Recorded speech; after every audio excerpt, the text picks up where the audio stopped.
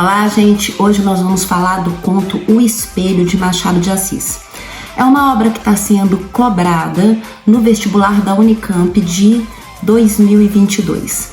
E é um conto machadiano. Então nós vamos trabalhar com esse tema na videoaula de hoje. Então, gente, se você precisa dessa obra ou se simplesmente você gosta, tem curiosidade em saber sobre obras clássicas, me acompanha nessa videoaula.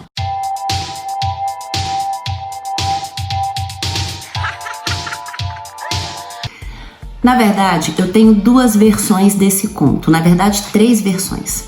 A primeira versão eu já havia mostrado para vocês, que foi uma coletânea que eu comprei, de Machado de Assis, e nessa tem a questão dos contos, os contos consagrados de Machado de Assis, e é claro que O Espelho é um dos contos consagrados dele, assim como Igreja do Diabo e tantos outros contos. Então tem essa versão aqui, que é uma versão mais clássica. Normalmente eu recomendo para quem tem uma habilidade já ali com o universo machadiano. No entanto, existe uma outra versão, que é essa versão aqui, ó. Essa versão, se você não tem tanto contato com esse universo clássico, esse universo machadiano, é uma versão bem legalzinha, porque é uma versão comentada, tá vendo? Então, tem os comentários todos aqui que vão fazendo a análise. Então, são duas versões. Deixa eu ver, essa é da editora Arbra, é isso mesmo, da editora Arbra. E nós vamos falar sobre a essência humana. Basicamente, quando a gente fala sobre Machado de Assis, a gente fala sobre a essência humana. Eu normalmente não costumo ler trechos das obras quando eu vou fazer a análise delas. No entanto, eu marquei uma parte aqui porque eu acho muito interessante essa comunicação de Machado com termos ou com os personagens de outros livros. Quer dizer, há uma rede ali, em que às vezes as palavras estão ligadas de uma obra a outra, ou às vezes o próprio conceito de uma obra ou outra, e assim vai. E O Espelho não é diferente. Então foi por isso que eu marquei essa parte. Então eu não vou falar a página para vocês, porque aí vai depender da edição que vocês têm ali. Mas de uma forma ou de outra, lendo aqui, na verdade, O Espelho é a história de 4 cavaleiros que se reúnem para poder fugir do calor e acabam contando casos, e assim vai. E aí nós temos o nosso protagonista, que recebe o nome de Jacobina. O nome dele é Jacobina. E ele sempre é muito calado, muito quieto, muito na dele, muito taciturno.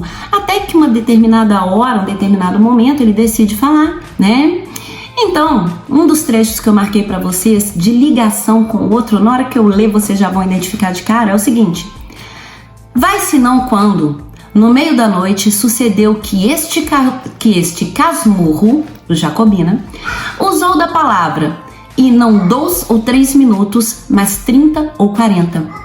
É interessante a alusão que ele faz aqui, Ele já faz a alusão ao livro Dom Casmurro, quer dizer, a personalidade de Jacobina bem associada à personalidade do que nós conhecemos como Dom Casmurro. E aí, ele não era de falar muito, também com esse apelido, Casmurro, não é de falar muito, taciturno, fechado, mas também extremamente impositivo. Isso também nos remete ao outro ponto da obra também, Dom Casmurro.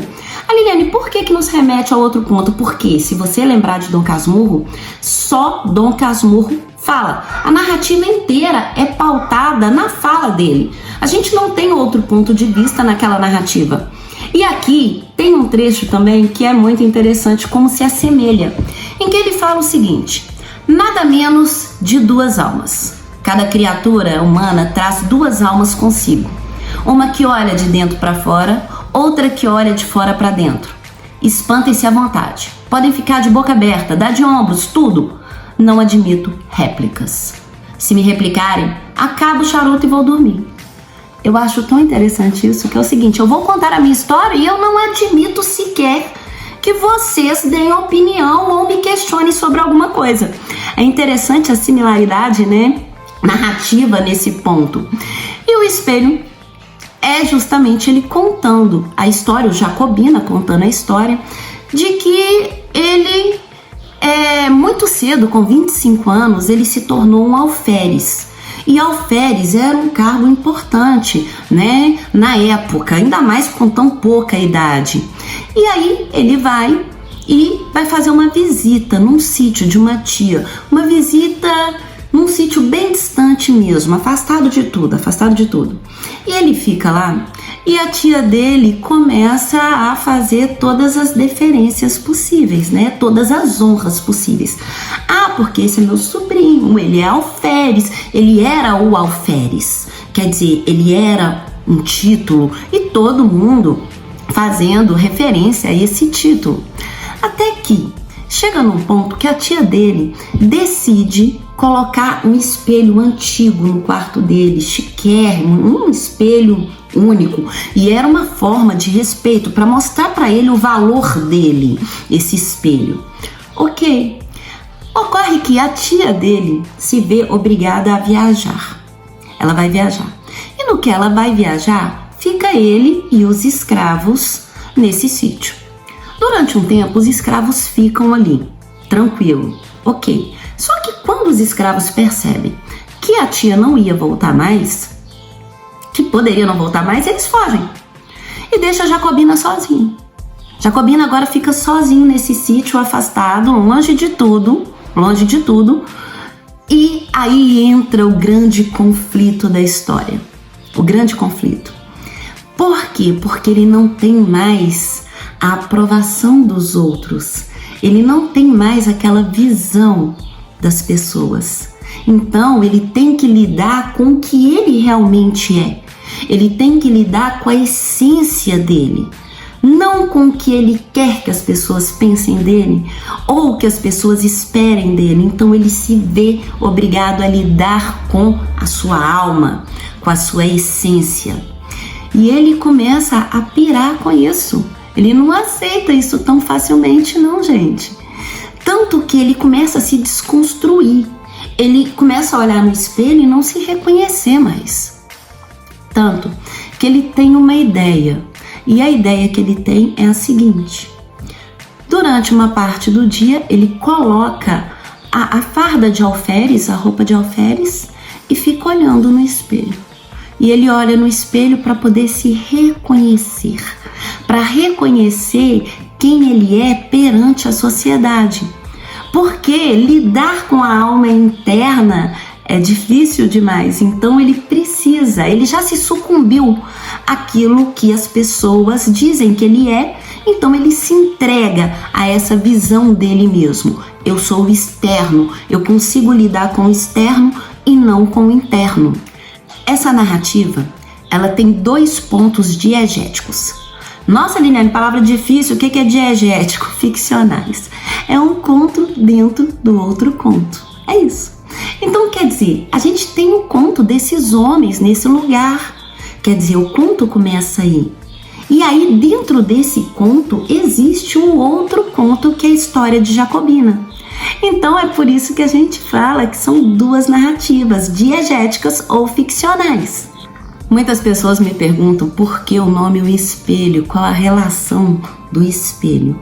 Na verdade, essa relação do espelho está associada com a teoria de Lacan, que a gente pode chamar também de teoria lacaniana, em que é um momento em que a criança ela consegue se ver separada do universo, ela consegue se ver como um indivíduo. E é isso que acontece com o nosso personagem Jacobina.